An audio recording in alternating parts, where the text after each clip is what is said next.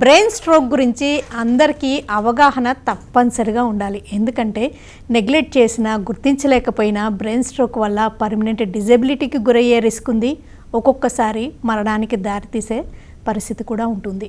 అసలు బ్రెయిన్ స్ట్రోక్లో రకాలేంటి, ముందుగా హెచ్చరించే లక్షణాలు ఏమన్నా ఉంటూ ఉంటాయా, ఎవరికి బ్రెయిన్ స్ట్రోక్ వచ్చే రిస్క్ ఉంటుంది, గోల్డెన్ అవర్ ఎవరికి ఎలా ఉంటుంది, బ్రెయిన్ స్ట్రోక్కి గురైన వ్యక్తి పట్ల ఫస్ట్ రెస్పాండర్ తీసుకోవాల్సిన జాగ్రత్తలు ఏంటి, ఇలాంటి వివరాలన్నీ అందించడానికి financial district Apollo hospitals senior neurologist doctor Ranjith garu మనతో ఉన్నారు. ఆయన అడిగి మరిన్ని విషయాలు తెలుసుకుందాం. నమస్తే sir, welcome to the show. నమస్తే అండి. ఈ బ్రెయిన్ స్ట్రోక్ అవగాహన గురించి మీరు ఏమంటుంటారండి? హాస్పిటల్కి వచ్చే వాళ్ళని గమనిస్తున్నప్పుడు మీకు ఏమనిపిస్తూ ఉంటుంది? సో బ్రెయిన్ స్ట్రోక్ ఏంటంటే అండి, హార్ట్ స్ట్రోక్ కంటే కూడా కొంచెం తక్కువ అవగాహన ఉంది చాలామందికి. So heart stroke chest pain రాగానే కార్డియాలజిస్ట్ని కలవాలి, ఆర్ బ్రెత్లెస్నెస్ రాగానే కార్డియాలజిస్ట్ని కలవాలి, హాస్పిటల్కి వెళ్ళాలి అనే ఎలా అయితే సెన్సిటైజ్ అయి ఉన్నారో పాపులేషన్, సో బ్రెయిన్ స్ట్రోక్ పట్ల అంతగా ఇప్పటికి కూడా అవగాహన లేదండి.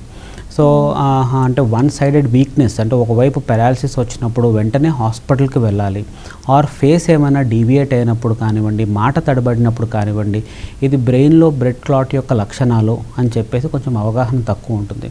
సో ఇది టైం సెన్సిటివ్ ట్రీట్మెంట్స్ ఉంటాయండి బ్రెయిన్ స్ట్రోక్ కూడా. హార్ట్ స్ట్రోక్ లాగానే బ్రెయిన్ స్ట్రోక్ కూడా ఎర్లీగా కనుక హాస్పిటల్కి వెళ్తే బెస్ట్ ట్రీట్మెంట్ ఇవ్వచ్చు. సో ఈ సిమ్టమ్స్ని ఐడెంటిఫై చేసి తొందరగా హాస్పిటల్కి తీసుకొస్తే కనుక మనం ఇంటర్వెన్షన్స్ ఏదైనా సరే చేసే అవకాశం ఉంటుంది.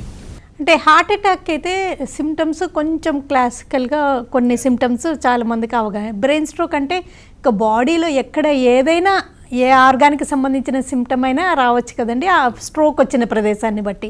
అందుకని పొరబడుతూ ఉంటారంటారా? అవునండి, మన బ్రెయిన్ అనేది ఒక సూపర్ కంప్యూటర్ లాంటిదండి. సో బాడీలో జరిగే ప్రతి ఒక్కటి బ్రెయిన్ కంట్రోల్ చేస్తూ ఉంటుంది. సో ఫర్ ఎగ్జాంపుల్ మాట్లాడటానికి బ్రెయిన్లో ఒక ఏరియా కారణమై ఉంటుంది, కాళ్ళు చేతులు కదిలించడానికి అంటే right side hand and leg కదిలించడానికి ఒక ఏరియా హెల్ప్ చేస్తూ ఉంటుంది, చూడటానికి ఒక ఏరియా హెల్ప్ చేస్తూ ఉంటుంది. సో ఇలా డిఫరెంట్ రీజియన్స్, బ్రెయిన్లో డిఫరెంట్ రీజియన్స్ డిఫరెంట్ ఫంక్షన్స్ చేస్తూ ఉంటాయి. సో సడన్గా మన న్యూరలాజికల్ స్టేటస్లో వచ్చేటటువంటి అబ్నార్మాలిటీస్, అంటే సడన్గా నడకలో అబ్నార్మాలిటీ, అంటే లాస్ ఆఫ్ బ్యాలెన్స్ కానివ్వండి, సడన్గా విజన్లో అబ్నార్మాలిటీ, ఒక కంట్లో విజన్ సడన్గా తగ్గిపోవటము, ఆర్ ఒకవైపు విజువల్ ఫీల్డ్లో ఒకవైపు సడన్గా విజన్ కొంచెం తగ్గటం కానివ్వండి, సడన్గా ఫేస్ యొక్క డీవియేషన్ అంటే మూతి వంకరపోవటము, ఆర్ కాలు చెయ్యి యొక్క వీక్నెస్ రావటము, ఇవి క్లాసిక్ బ్రెయిన్ స్ట్రోక్ యొక్క సిమ్టమ్స్ అండి. ఈ బ్రెయిన్ స్ట్రోక్ కూడా కొంతమందిలో మినీ స్ట్రోక్, చిన్న స్ట్రోకే వచ్చింది సేఫ్ అని చెప్పుకోవడం వింటుంటామండి. అండ్ మేజర్ చాలా పెద్ద స్ట్రోక్ గురయ్యారు, కొంచెం కష్టం అనే అంటే మేజర్ స్ట్రోక్కి గురైన సందర్భాల్లో ఎక్కువగా ఎలాంటి సిమ్టమ్స్ కనిపిస్తూ ఉంటాయి? So stroke, minor stroke, major stroke అనేది ఎలా ఉంటుందంటే అండి, ఎంత డెన్స్గా డెఫిసిట్స్ ఉన్నాయి, అంటే ఎంత వీక్నెస్ ఉంది అనే దాన్ని బట్టి. ఫర్ ఎగ్జాంపుల్ ఎడమ వైపు బ్రెయిన్ కనుక ఎఫెక్ట్ అయిందనుకోండి, ఎడమ వైపు బ్రెయిన్ డామినెంట్ బ్రెయిన్ అంటుంటాం. ఒక large area of brain left side కనుక ఎఫెక్ట్ అయిందనుకోండి స్ట్రోక్ వల్ల, స్పీచ్ పోయే అవకాశం ఉంటుంది, అంటే మనిషి మాట్లాడలేడు అనమాట. సో అలా స్పీచ్ పోయినా సరే, ఆర్ కాలు చెయ్యి డెన్స్గా అంటే వీక్నెస్, అస్సలు అగెయిన్స్ట్ గ్రావిటీ అసలు లేపలేకుండా ఉన్నారు అని అనుకున్నా సరే, ఆర్ స్ట్రోక్ వచ్చినప్పుడు కొంచెం కాన్షియస్నెస్ ఎఫెక్ట్ అయినా సరే, ఆర్ ఎల్స్ మనిషి ఒకటే వైపు చూస్తున్నాడు, స్ట్రోక్ వచ్చినప్పుడు ఒకటే వైపు చూస్తున్నాడు, ఫోర్స్డ్గా హెడ్ తిప్పి ఒకటే వైపు చూస్తున్నారు అనుకున్నా సరే. సో ఇవి లార్జ్ స్ట్రోక్ యొక్క సిమ్టమ్స్ అండి. అంటే బ్రెయిన్లో major part of the brain effect అయ్యింది అని చెప్పేసి మనం సస్పెక్ట్ చేయాలి. So major part of brain effect అయ్యింది అని అంటే వాళ్ళు ఎమర్జెన్సీలో తగిన టైంలో కనుక ట్రీట్మెంట్ తీసుకోకపోతే కనుక డ్యామేజ్ కూడా చాలా ఎక్కువ జరిగే అవకాశం ఉంటుంది బ్రెయిన్కి.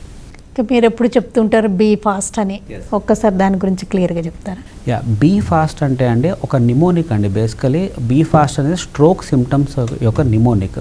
సో బీ అనేది లాస్ ఆఫ్ బ్యాలెన్స్, అంటే సడన్గా నడక తడబడినా సరే. ఈ అంటే సడన్ ఆన్సెట్ విజువల్ డిస్టర్బెన్సెస్, అంటే ఐ సైట్లో సడన్గా ప్రాబ్లం వచ్చినా సరే.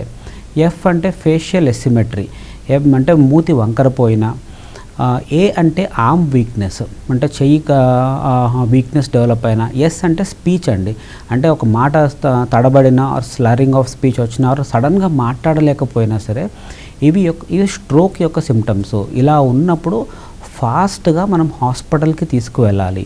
టీ అంటే టైం. సో స్ట్రోక్ వచ్చినప్పుడు ఇది అన్ని స్ట్రోక్ ట్రీట్మెంట్స్ కూడా టైం సెన్సిటివ్ ఉంటాయి. సో ఎప్పుడు స్ట్రోక్ యొక్క సిమ్టమ్స్ నోటీస్ చేశారు అనేది నోట్ చేసుకోవాలి అండ్ హాస్పిటల్లో డాక్టర్కి డెఫినెట్లీ ఇన్ఫామ్ చేయాలి. ఫస్ట్ ఎవరికైనా అనుమానం వచ్చిందనుకోండి, పక్కన ఎవరైనా ఉన్నా లేకపోయినా ఎలాంటి వాళ్ళు ఎలా ఫస్ట్ ఆఫ్ ఆల్ ఆ పర్సన్ ఎలా బిహేవ్ చేయాలి అండ్ ఫస్ట్ రెస్పాండర్ ఎట్లా ఉండాలి? సో స్ట్రోక్ వచ్చినప్పుడు ఏంటంటే అండి, కాళ్ళు చెయ్యి యొక్క వీక్నెస్ వల్ల కింద పడిపోయే అవకాశాలు ఉంటాయండి. సో స్ట్రోక్ వచ్చిన పర్సన్ని నడిపించడం కానివ్వండి అలా చేయకుండా వెంటనే కూర్చోపెట్టాలి ఆర్ పడుకోబెట్టి, ఇన్ కేస్ కొన్ని లార్జ్ స్ట్రోక్స్లో ఏమవుతుందంటే అండి నోట్లో ఉమ్ము పేరుకుపోవటము ఇలాంటివి జరగవచ్చు అనమాట. దానివల్ల ఊపిరితిత్తులోకి ఉమ్ము వెళ్ళే అవకాశం ఉంటుంది. సో ఇలా ఏమన్నా గర్గ్లింగ్ సౌండ్స్ అలా వస్తున్నాయి అని అంటే ఒకవైపు తిప్పి పెట్టాలండి. లేదు అని అంటే మనిషిని కూర్చోపెట్టి as early as possible near by imaging facility ఉన్న హాస్పిటల్కి తీసుకెళ్ళాలండి.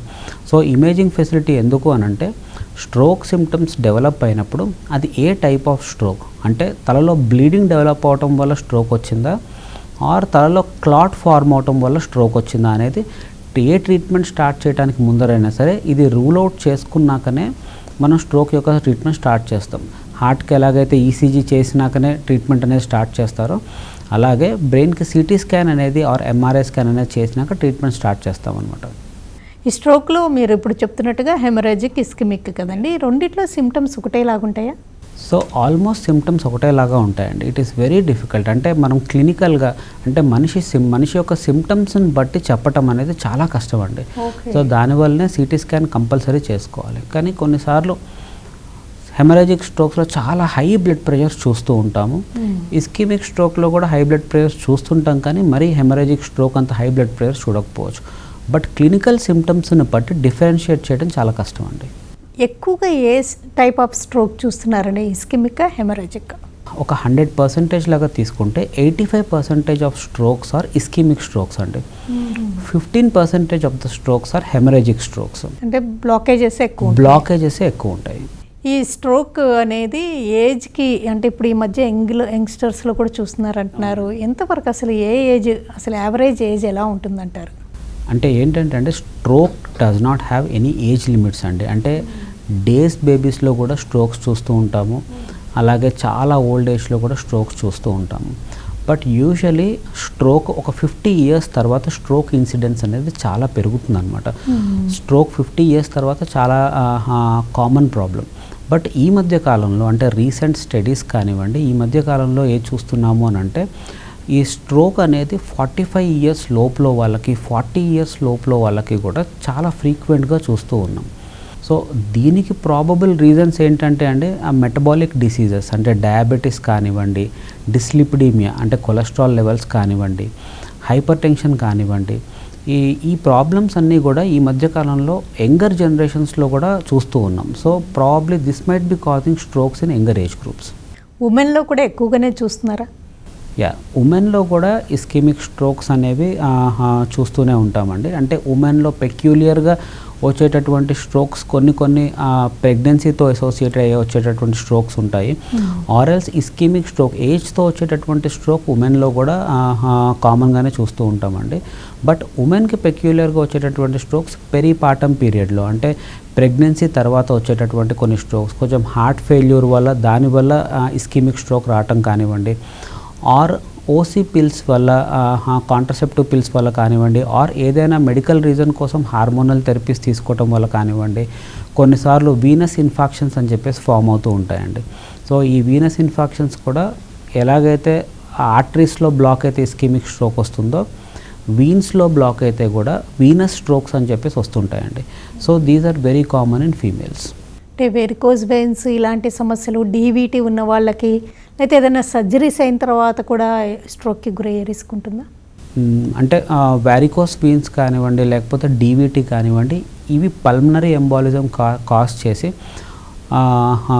అది చెస్ట్లో ప్రాబ్లమ్స్ కాజ్ చేసే అవకాశం ఉంటుందండి. బ్రెయిన్ స్ట్రోక్ అనేది బ్రెయిన్ స్ట్రోక్ కాజ్ చేయవండి. అంటే ఇవి బ్రెయిన్ స్ట్రోక్ యూజువలీ ఏజ్ వల్ల ఆల్రెడీ యాంటీప్లేట్లెట్స్ వాడుతూ ఉన్నవాళ్ళు ఒకవేళ సర్జరీ కోసం అని చెప్పేసి ఏదైనా రీజన్ వల్ల అవి ఆపేస్తే పోస్ట్ సర్జికల్ పీరియడ్లో కొంతమందికి చూస్తూ ఉంటామండి.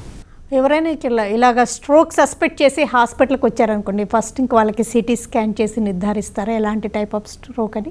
అవునండి. సో ఒకసారి ఒక స్ట్రోక్ సస్పెక్టెడ్ పేషెంట్ వచ్చారనుకోండి, ఒక ప్రోటోకాల్ ఉంటుందండి హాస్పిటల్స్లో.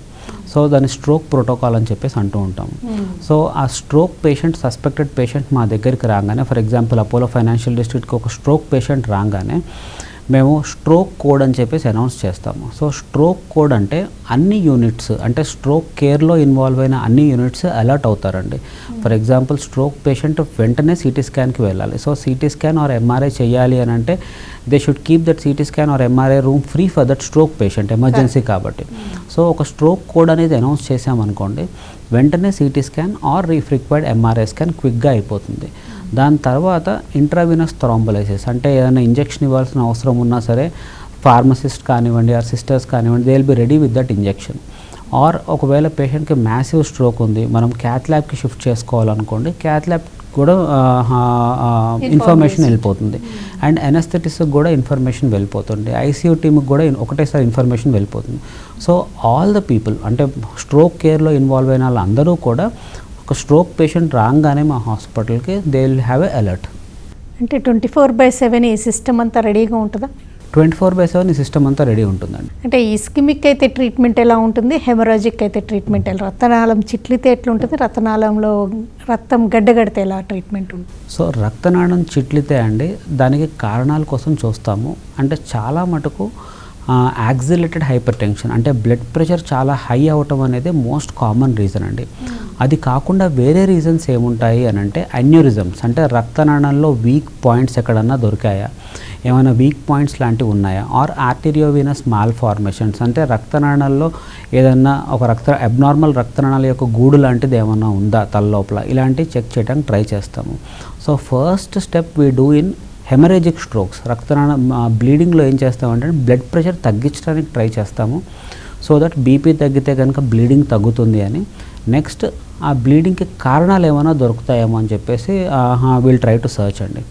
అదే ఇస్కీమిక్ స్ట్రోక్స్లో అయితే కనుక మోస్ట్ ఇంపార్టెంట్ థింగ్, ఇమేజింగ్ అయిపోగానే, అంటే స్కాన్ అయిపోగానే ఆ ఇస్కీమిక్ స్ట్రోక్స్ అని బ్లాకేజెస్ వల్ల వస్తాయి. సో ఆ బ్లాకేజ్ క్లియర్ చేయడానికి కావాల్సినటువంటి ఇంజెక్షన్స్ ఇస్తామండి as early as possible.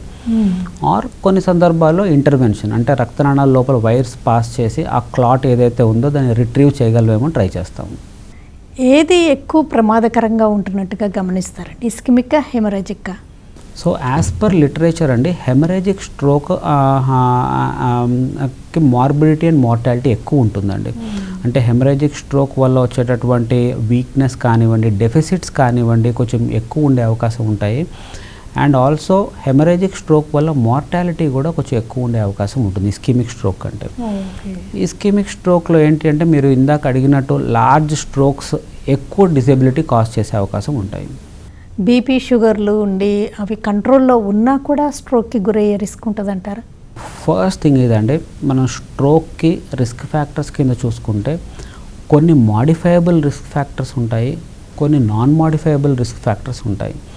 Modifiable risk factors అంటే ఏదైతే మనం జాగ్రత్తలు తీసుకోవటం వల్ల ఆ ట్యాబ్లెట్స్ రెగ్యులర్గా వేసుకోవటం వల్ల మాడిఫై చేయగలమో వాటిని మాడిఫైయబుల్ రిస్క్ ఫ్యాక్టర్స్ అంటాం. ఫర్ ఎగ్జాంపుల్ డయాబెటీస్ ఉంది అని అంటే దాన్ని ప్రాపర్ ఎక్సర్సైజెస్ అండ్ మెడిసిన్స్ వాడుకుని దాన్ని కంట్రోల్లో పెట్టుకోవచ్చు. Hyper tension proper medicines or with exercise కంట్రోల్లో పెట్టుకోవచ్చు. డిస్లిపిడీమియా కొలెస్ట్రాల్ దాన్ని కంట్రోల్లో పెట్టుకోవచ్చు. Waist and hip ratio and excessive body weight, lack of exercises, cigarette smoking, alcohol ఇవన్నిటిని అవాయిడ్ చేయడం వల్ల వీటిని కంట్రోల్లో పెట్టుకోవచ్చు. These are called as modifiable risk factors. కొన్ని నాన్ మాడిఫైయబుల్ రిస్క్ ఫ్యాక్టర్స్ ఉంటాయండి. So non modifiable risk factors అంటే first is age. Stroke is more common in people above 50 years. 50 ఏళ్ళ తర్వాత స్ట్రోక్ ఎక్కువగా వచ్చే అవకాశం ఉంటుంది, which is a non modifiable risk factor. రెండోది జెనెటిక్ ప్రీడిస్పోజిషన్ ఫర్ గెటింగ్ ఎథెరోస్క్లిరోసిస్, అంటే రక్తనాళాల్లో బ్లాక్స్ ఫామ్ అవడానికి జెనెటిక్ ప్రీడిస్పోజిషన్ ఉంటుంది కొంతమందికి. కొంతమందికి 60 ఏళ్లలో రక్తనాళాలు అసలు బ్లాక్సే ఉండవు, కొంతమందికి 60 ఏళ్లలో in spite of having some healthy life style blocks ఏర్పడే అవకాశం ఉంటుంది. So these are non modifiable risk factors. So వీటిని మనం మోడిఫై చేయలేము. కానీ స్మోకింగ్కిను స్ట్రోక్కి బాగా కొరిలేషన్ ఉందని చెప్పుకోవచ్చు. ఎస్ అండి, స్మోకింగ్కి స్ట్రోక్కి చాలా సిగ్నిఫికెంట్ కోరిలేషన్ ఉంటుందండి. And smoking is one modifiable risk factor. Both ischemic stroke, అంటే ప్రిడామినెంట్గా ఇస్కీమిక్ స్ట్రోక్ అండి, బట్ హెమరేజిక్ స్ట్రోక్ కూడా స్మోకింగ్ తోటి అసోసియేషన్ ఉంటుంది. స్ట్రోక్ ట్రీట్మెంట్లో వచ్చిన లేటెస్ట్ డెవలప్మెంట్ అంటే ఏదని చెప్తారు? సో స్ట్రోక్ ట్రీట్మెంట్ అండి, అంటే రీసెంట్గా out of all medical conditions స్ట్రోక్లో జరుగుతున్న రీసెర్చ్ కానివ్వండి, స్ట్రోక్లో జరుగుతున్న డెవలప్మెంట్స్ కానివ్వండి, ప్రాబ్లీ వేరే ఏ మెడికల్ కండిషన్స్లోనూ జరగట్లేదండి. So starting with intravenous thrombolysis. So first మనం స్ట్రోక్ పేషెంట్ రాగానే క్లాట్ బస్టర్ థెరపీ అని చెప్పేసి ఒకప్పుడు ఓన్లీ హార్ట్కే ఇచ్చేవాళ్ళు. సో హార్ట్ అటాక్ వచ్చే ఎంఐ రాగానే only clot buster therapy only heart అటాక్స్కి ఇచ్చేవాళ్ళు. ఇప్పుడు బ్రెయిన్ స్ట్రోక్స్కి కూడా 4.5 అవర్స్ వరకు ఆ థెరపీ ఇవ్వచ్చు అని చెప్పేసి ఫస్ట్ వచ్చింది. రీసెంట్ గైడ్లైన్స్ ప్రకారం కొన్ని సెలెక్టెడ్ పేషెంట్స్లో ఈ క్లాట్ బస్టర్ థెరపీ అనేది 9 అవర్స్ వరకు కూడా ఎక్స్టెండ్ చేయొచ్చు అనేటటువంటి డేటా వచ్చింది. సో ఇది కాకుండా మోస్ట్ ఇంట్రెస్టింగ్ డెవలప్మెంట్ 2015 నుంచి కూడా మెకానికల్ థ్రాంబెక్టమీ, అంటే తల లోపల ఎలాగైతే హార్ట్ అటాక్ వచ్చినప్పుడు గుండె లోపల వైర్లు పాస్ చేసి రక్తనాళాల లోపల స్టెంట్స్ వేస్తారో అలాగే తల లోపల చిన్న వైర్స్ పాస్ చేసి ఎక్కడైతే క్లాట్ ఉంటుందో ఆ క్లాట్ని బయటకు రిమూవ్ చేసేటటువంటి టెక్నిక్స్ డెవలప్ అయ్యాయండి, which is called as mechanical thrombectomy. So దానికి అవసరమైనటువంటి సొఫిస్టికేటెడ్ క్యాథెటర్స్, ఆస్పిరేషన్ క్యాథెటర్ అంటే క్లాట్ని సక్ చేసేటటువంటి క్యాథెటర్ కానివ్వండి, ఆర్ స్టెంట్ రిట్రీవర్, అంటే ఎలాగైతే బ్లాక్ ఉంటే స్టెంట్ వేస్తారో బ్రెయిన్ లోపల ఏం చేస్తారంటే అండి ఒక స్టెంట్ని డిప్లాయ్ చేసి ఆ క్లాట్ని స్టెంట్ లోపల బాగా హోల్డ్ అయినాక ఆ స్టెంట్ని బయటకు తీసేస్తాం అనమాట. So that clot will come along with the stent. So ఈ రకమైన డెవలప్మెంట్స్ చాలా వచ్చాయండి. అంటే ఇవి ఎలాగా యాంజియోగ్రామ్ ఎలా చేస్తారో అలాంటి పద్ధతుల్లోనే చేస్తారు? అవునండి. సో బ్రెయిన్కి సంబంధించినటువంటి ఇంటర్వెన్షన్స్ చాలా మటుకు కాళ్ళ నుంచే చేస్తామండి, అంటే ఫెమోరల్ ఆర్టరీ నుంచే చేస్తాము. సో ఫెమోరల్ కాల్లో నుంచి చిన్న వైర్స్ పాస్ చేసి అలా మెడలో నుంచి తల లోపలికి ఎక్కడైతే బ్లాక్ ఉందో యాంజియోగ్రామ్ ద్వారా కనుక్కొని ఆ బ్లాక్ దగ్గరికి మనకి టార్గెటెడ్ క్యాథెటర్స్ పంపించుకొని సక్అవుట్ చేస్తామండి క్లాట్స్. అంటే రేడియల్ ఎందుకు చేయరు, అంటే చేతి ఆర్టరీస్ నుంచి? రేడియల్ కూడా చేస్తున్నారండి, but femoral is more feasible. Femoral artery కొంచెం పెద్దగా ఉంటుంది and femoral artery straight anatomy ఉంటుంది కాబట్టి, అంటే తలకి స్ట్రైట్గా ఉంటుంది కాబట్టి ఫెమోరల్ ఈస్ మోర్ ఈజీ. అంటే రేడియల్ చేయలేమని కాదండి, there are some people who are trained in doing radial interventions. Radial నుంచే చేసేవాళ్ళు కూడా ఉన్నారు, but most of the people 95% interventionist అందరూ కూడా ఫెమోరల్ ఆర్టరీ నుంచే చేస్తారండి.